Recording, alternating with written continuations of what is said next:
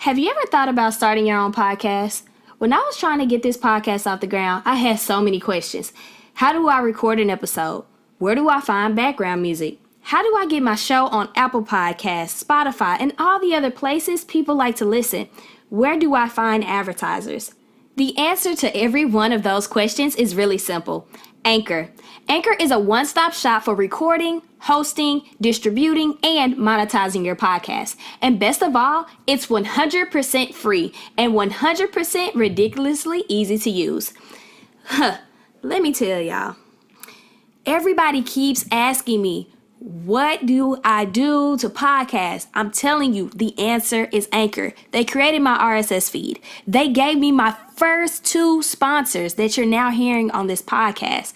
I want you to know that I believe in Anchor. I've grown with this platform since February, and I'm going to continuously grow with this platform. So if you always wanted to start a podcast, go to anchor.fm/start to join me and the diverse community of podcasters already using Anchor.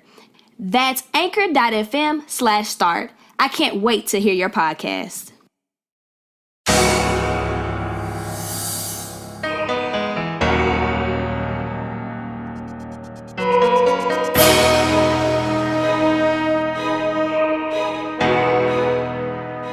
Hello, everyone, and welcome back to the 8th podcast on the Walk by Faith show.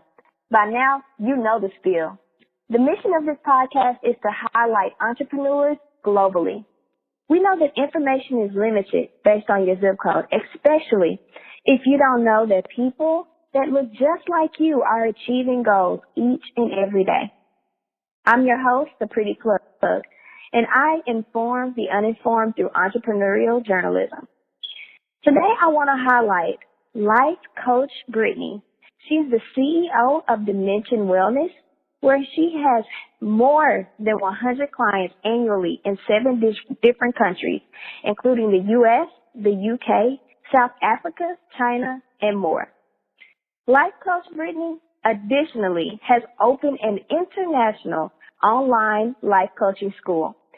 She started out with nothing and has continued to grow her business year after year. She created the DW Life Coach Network, the first professional association for life coaches globally. This association holds over 800 members from around the world to include Canada, Ghana, Singapore, and the United States. In 2017, Coach Brittany was featured on a Times Square billboard in New York for her contribution to the coaching industry and announcement of launching the Life Coach Network magazine debuting this past January.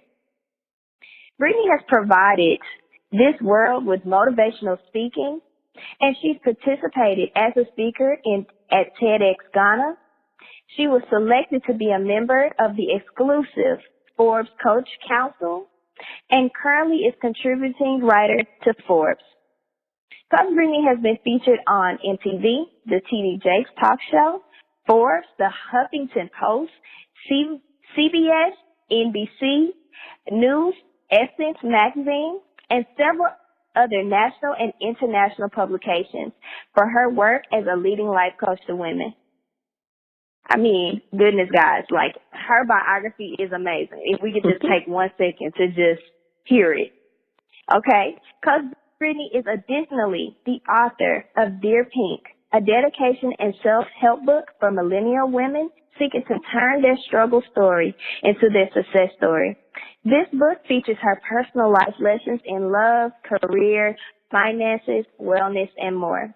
More recently, Life Coach Brittany was named one of the top 50 social influencers for Cosmopolitan magazine for 2017.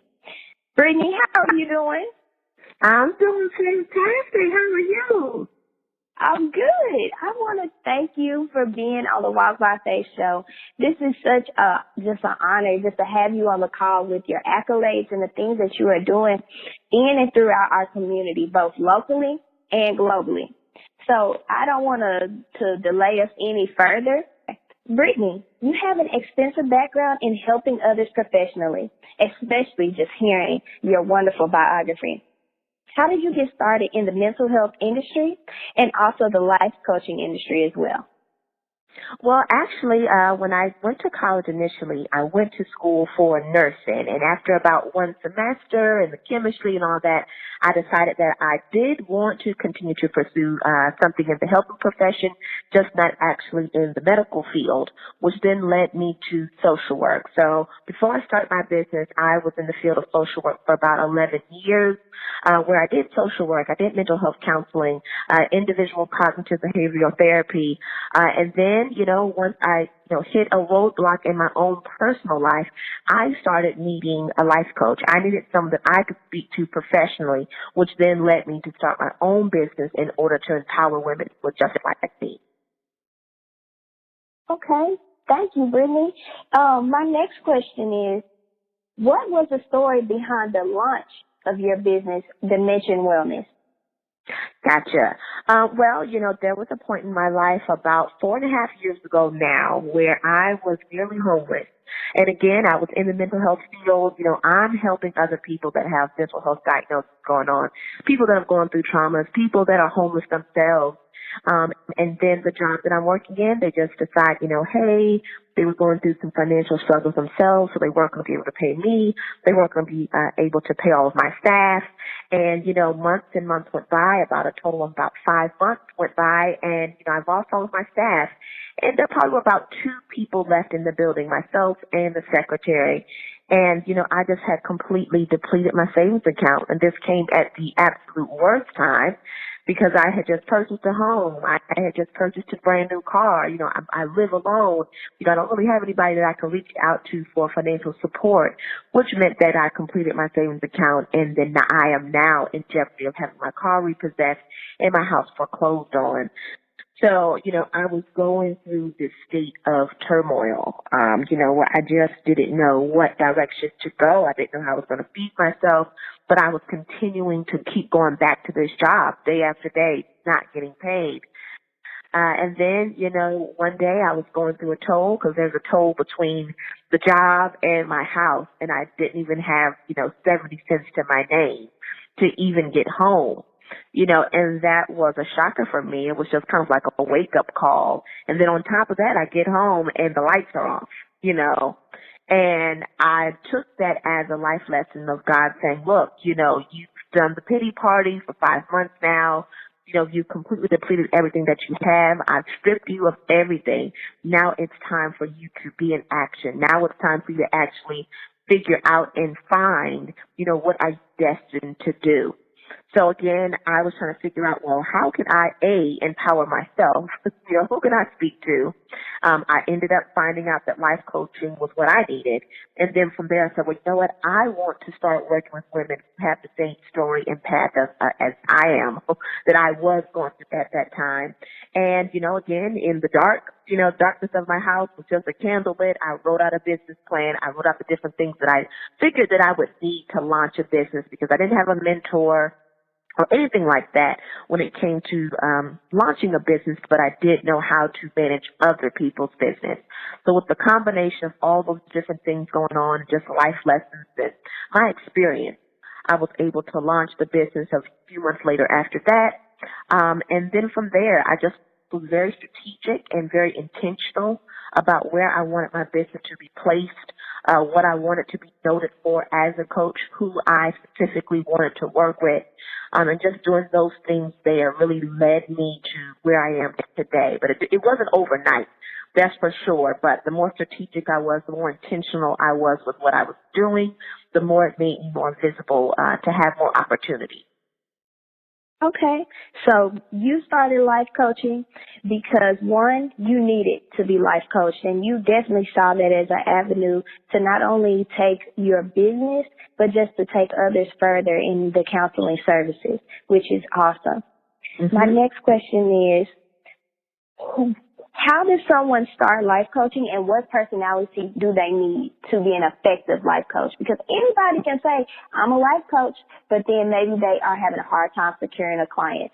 So what is the personality that you really have to be in order to be a great and effective life coach? I would say there's so many different answers to that. You want to first figure out what type of coach do you want to be. because there's so many different titles that you can have as a life coach. You know, an empowerment coach, which is extremely broad. I mean, you can work with things as similar to personal issues to business stuff, or you can just specifically say, I want to be a business coach or a wellness coach. Once you're able to figure out the type of folks you want to work with and what you actually have to offer, then you'll be able to say, okay, does my personality actually match that? So, for example, because I like working with millennials, I like working with women, and I like working with more so now with the business aspect of that small business, then my personality and those who want to pursue that type of industry, you're going to have to be very patient. You're going to have to be someone that obviously likes working with, women, and also someone that likes working with folks that may not always have, a lot of empowerment or encouragement. They're going to continuously need you to prompt them to, boost them up at times, which is really with all avenues of coaching, because I always tell folks, this person probably has been working on this dream or this goal for 20 plus years, and here you are, a brand new person telling them they can do it. And you may get some static from those different clients, which can cause most coaches to become impatient. So that's why being patient, having a bubbly personality, and being someone that is consistent with the support that they're giving to folks is going to be the best match as a coach. Okay. And so what are the steps once you know that you have the personality, you are bubbly, you are patient? What are the steps to make sure that you can secure and sustain a client relationship while coaching? Gotcha. Well, first, to become a life coach, I mean, as you already stated before, you can really at this point just wake up and say, hey, I want to become a life coach, because we don't have a state board as of yet. I always tell folks, take some type of course, become certified. That obviously is a great step to do as well. That's why we opened up BW Life Coach School for those who are looking for that. But in order to secure a client, again, you have to be visible. You have to have stuff that is, relatable and is very attractive to your client, to your target audience. For example, again, I'm going to go back to the folks that I work with as millennials. I work with millennials, and I'm popular with millennials only because I utilize my social media platform. That's where millennials are based. So you can have the best packages in the world, you have the most skills in the world, but if you're not visible where your folks are at, you won't be able to attract clients. You won't be able to get your information out there so that others can actually see it. So the first step is figuring out where are your target audience at. The second thing would be to make sure that you have content that is actually in need and is in demand and is desirable from your clients.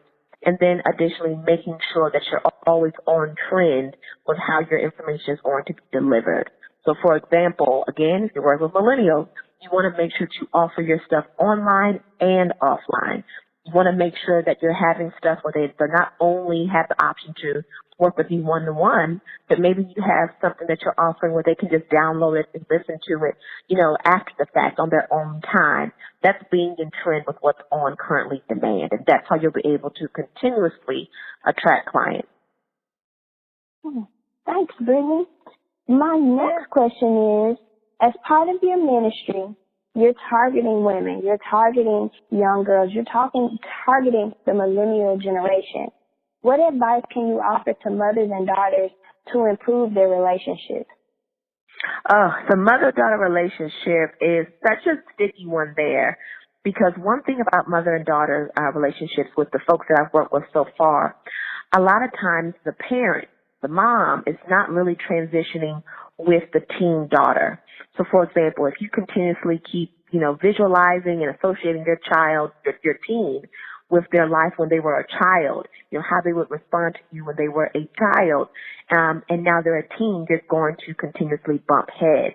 Because as they are transitioning in school, as they are going through different hormones and, changing their friends and figuring out who they are, you too have to grow with them as well. And sometimes when those same teens have behavioral issues, they're acting out in school, sometimes, again, that's something that may be coming from the home, not always what they're, seeing on TV or their friends. They're hanging out with the wrong folks or what's going on at school. A lot of times what I've noticed is it really does start at home. There's been some step that's been missed. obviously in addition to whatever environmental stuff you have going on too. So my best advice is to make sure that as your kids are transitioning, to make sure that the household additionally is transitioning with them as well, perspective-wise, so that everyone can be on the same page.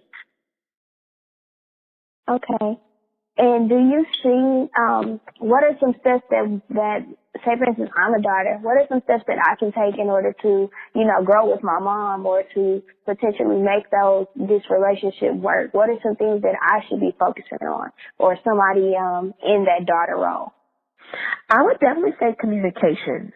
If you want to be looked at as an adult, obviously not more so of an equal, but at least as an adult, meaning that they have to now visualize you and see you as an adult on your own 2 feet. You have to be able to come to your mom or to your parent, guardian, whomever, in a professional way that's still loving without having the tone of, you just don't get me, type of thing. So communication is really, really key, and making sure that you're letting them know, hey, I just like to have a talk with you, mother, daughter, face to face about how I feel. What always works with my folks is having each person write a letter to the other person.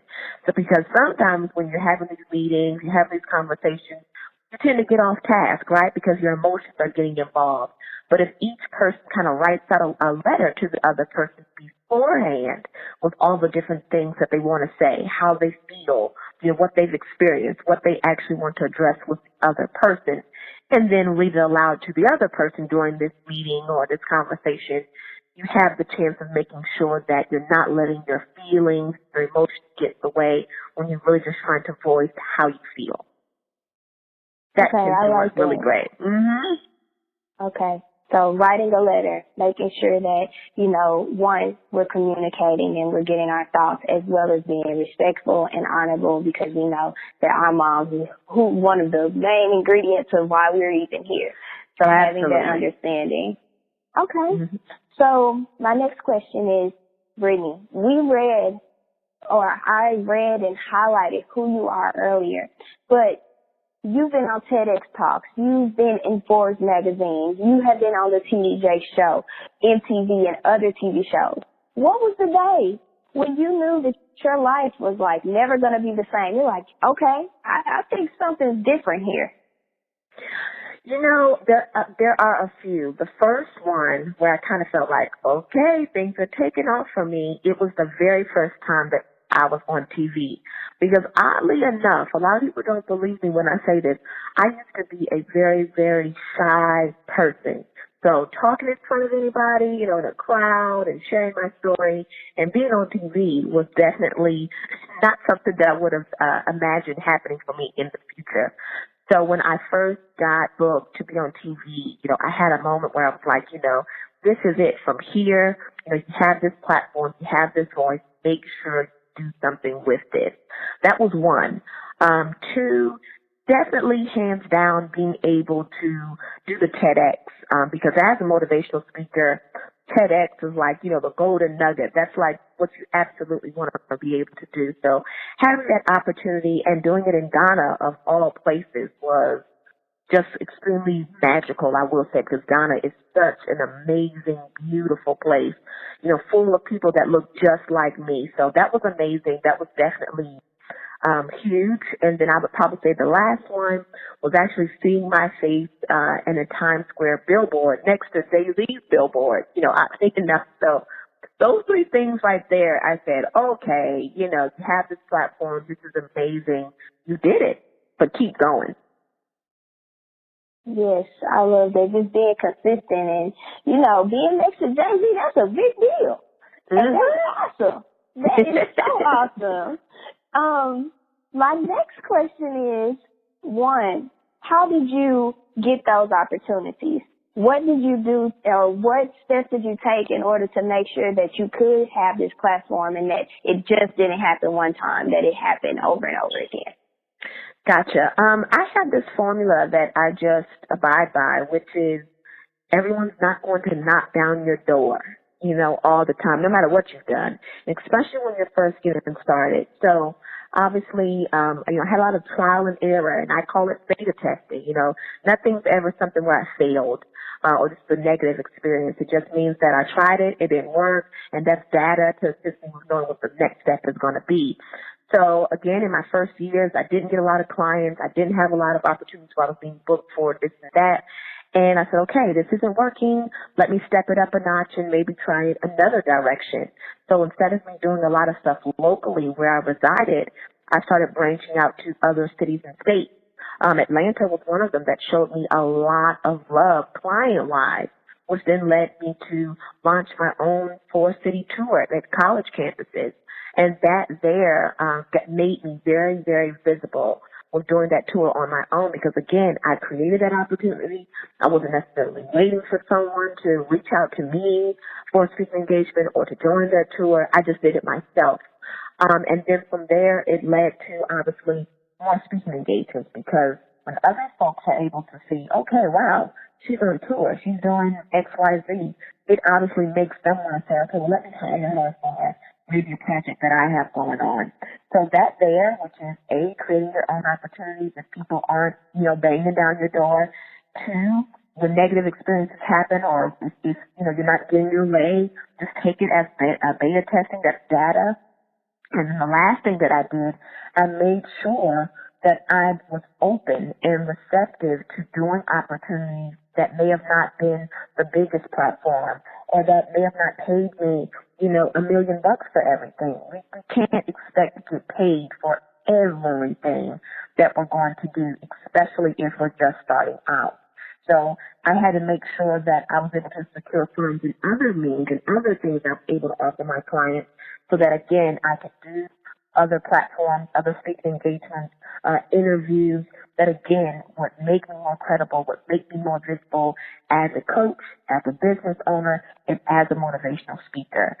Just building bricks, brick by brick, so that each year, none of those years are going to look the same. If I did X, Y, Z in whatever city and state or country, then the next year I need to go bigger. I need to go bolder than what I did the year before last. And that there has really assisted me with just continuously just building upon whatever I've done last. Okay. And everything you said was awesome. I do have a follow-up question. You are getting clients. You are being consistent. What do you do if nothing is happening and people aren't taking you seriously as a life coach? I know a lot of times maybe your family is not as supportive or people just don't think that you're credible enough to be giving life coaching because one, we're all humans. Our life we're not perfect. However, we do need to understand that some people were put on this earth to life coach, to minister to others, even when they may not be perfect themselves. So how do we demystify, the need for life coaching and taking our families or having people take us seriously when we want to do those things? I would say those people aren't your audience. And it doesn't mean there's anything wrong with that. My family did. They did not get it when I first got started. And they didn't purchase my stuff. They didn't really support my stuff. Friends, too. And initially, I was like, okay, what's happening here? I thought you guys were going to be the first one to support and lift me out to purchase my stuff, but that wasn't the case. And again, that's beta testing. That's data. Just because one person doesn't take you credible, I don't care if it's 100 people. This world is full of billions and billions and billions of people, and one no or one person who's not interested doesn't mean that the people who are looking and are waiting for you are not still needing your information or not still needing your gift. If you're destined to do something, and again, that's a perspective thing. If you believe you're destined to be a life coach, you're destined to do X, Y, Z, then that alone should continuously make you keep going, regardless of who doesn't believe in you? Not to mention credibility is really based upon being consistent in the industry and experience. So if you get started today, 12 months is going to happen regardless. So if you stay in the industry for 12 months, next thing you know, boom, you have a year under your belt where you should have been doing something to build upon your credibility. Regardless if, the whole world doesn't support you or not, time is going to keep going. Keep doing something with those days, those hours, those months, so that you have something by the end of the year. That would be my best advice because not everyone's going to support you, and that's okay. Thank you, Brittany. Mm-hmm. I think that's definitely important for those people that want to get started in life coaching, or those individuals that have been doing it for a long time, but the people around them just aren't taking them seriously. So bringing that advice, guys, is just to keep going, keep being consistent, and then find your audience, find who you really need to talk to, and who you need to reach. Okay. Absolutely. So, of course, you have your business, which is Dimension Wellness. Now, we want to know, what are all the products that you offer? Because when I tell you, you have a bomb listing of things that you provide, you got to tell the people, Brittany, what you're giving us. Well, we offer a few different things, and we've been able to transition and update a few of the programs that we offer. But the main thing, one of our stellar packages that we offer, is DW Life Coach School, and that basically is a 6-week program for aspiring coaches. So when you enter the program, by the time you depart, you graduate from the program, you will be ready and prepared to start as a life coach, because we go over the skills that you'll need. We actually also talk about making sure that you choose a title of a coach that matches best with your personality, as we mentioned before, and your current skill set. Because being a coach means that we have to work with what you currently have in order to build upon that later. We also talk about the business aspect, how to attract clients, how to maintain clients, forms, contracts, all that stuff is mentioned in DW Life Coach School. We also have a plethora of different e-courses that we offer that are, again, just 1 hour long. They're pre-recorded so people can listen to them on their own time and still get a spoonful, or sometimes some people it's like a full, lesson of what it is that they need to build upon their brand, their business, their social media, their visibility, how to rebrand themselves, all type of stuff, again, that's created solely for the entrepreneurial spirit. And then, again, for those who are looking to get into coaching. Now, for those who are looking for personal coaching, we offer the one-on-one personal coaching where we, again, address your personal needs. What personal goals do you have? In order to begin working with me, you have to at least have one goal in mind. I can't really work with anyone that says, just fix it. That you actually have to have a definition, some type of guided, something that you kind of work towards. Also, from there, we have e-courses that are created for personal goals as well. We have different groups that we offer. We have a WOW class, which, again, that's exclusively just for women, and it's offered digitally.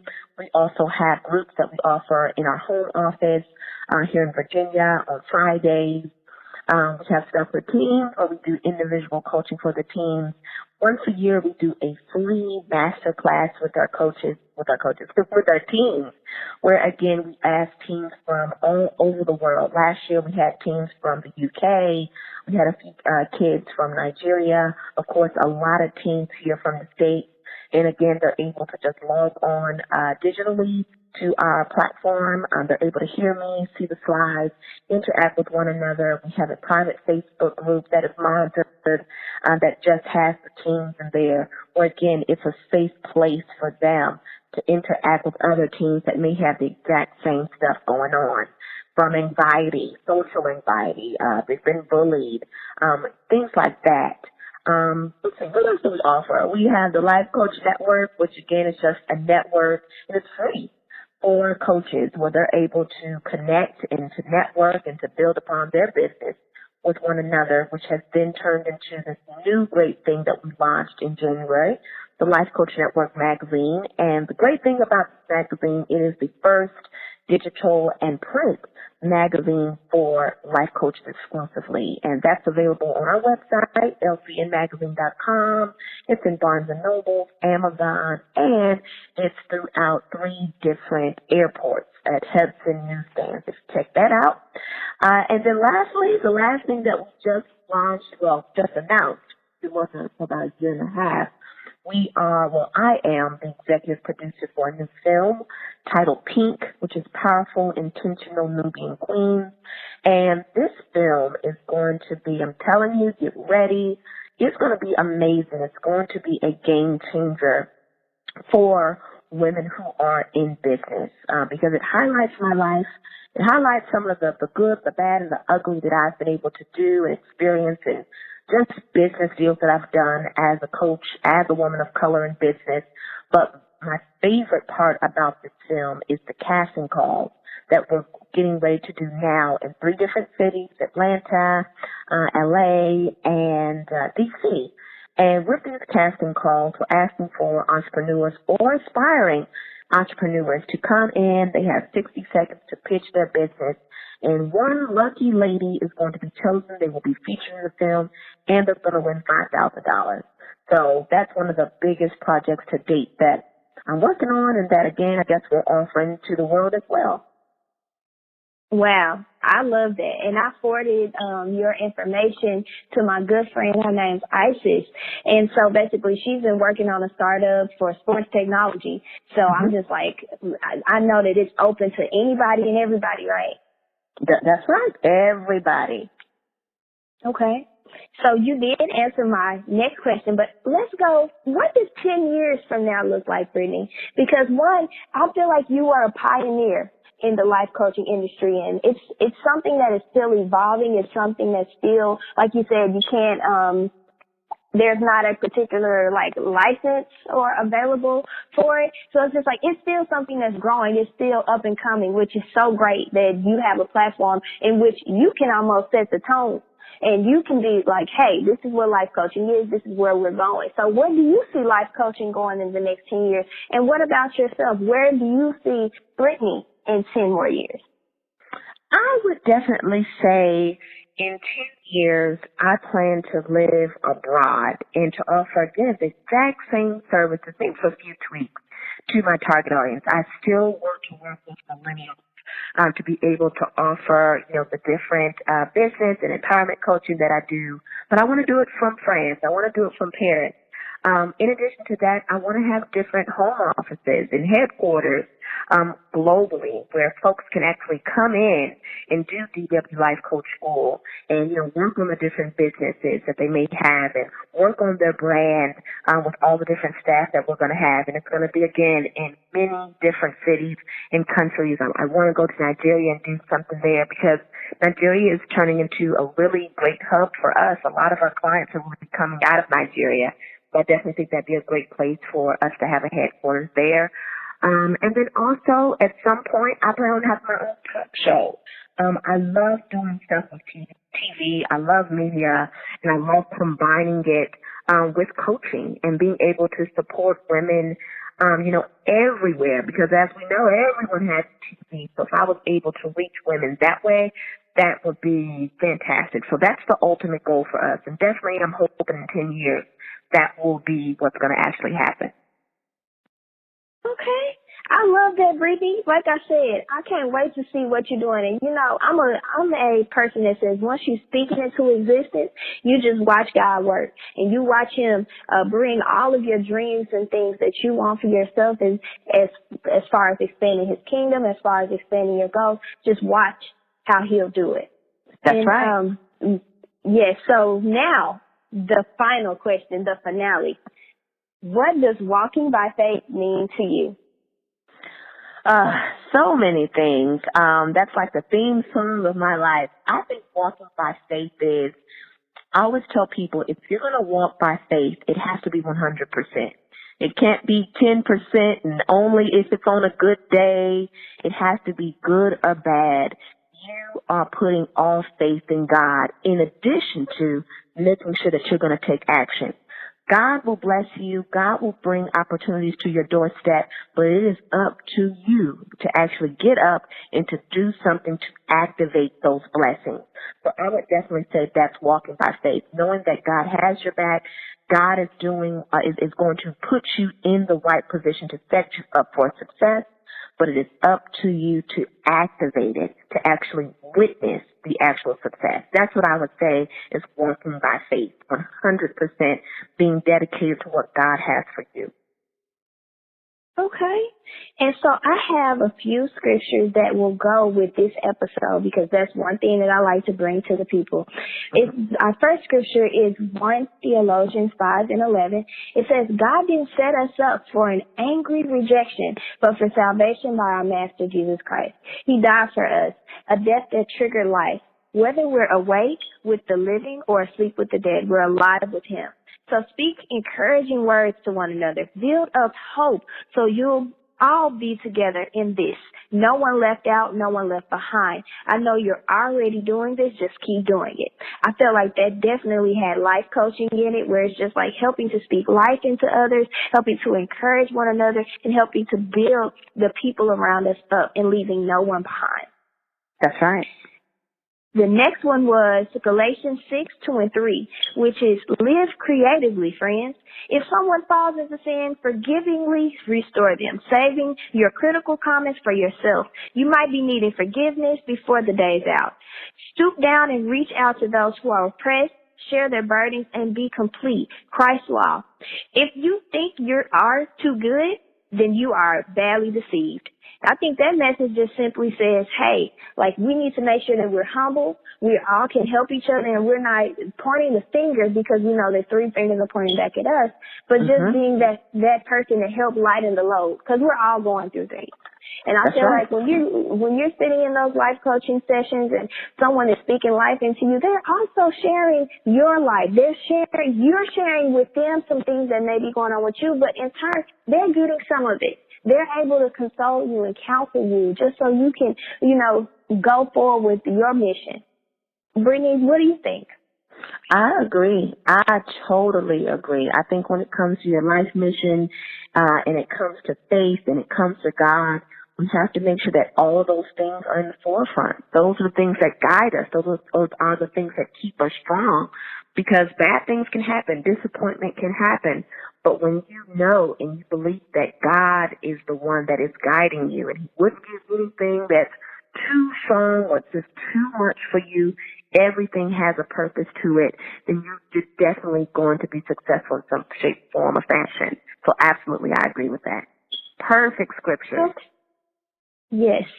So, Brittany, I just want to thank you for your advice, your time, for inspiring us that, hey, we too can definitely one day be on a TDJ show. We too can be in Forbes magazine and even be a contributor to their company. We too can start our own businesses. We can take our ministry, psychology, you can take the things that you're learning, health, mental health, and you can turn it into something that, one, you can leave for your generations to come.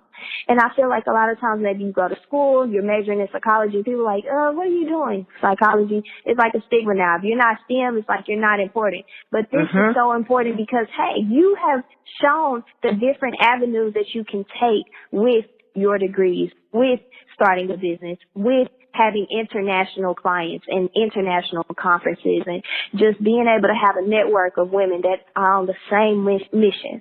So I think you have definitely done it.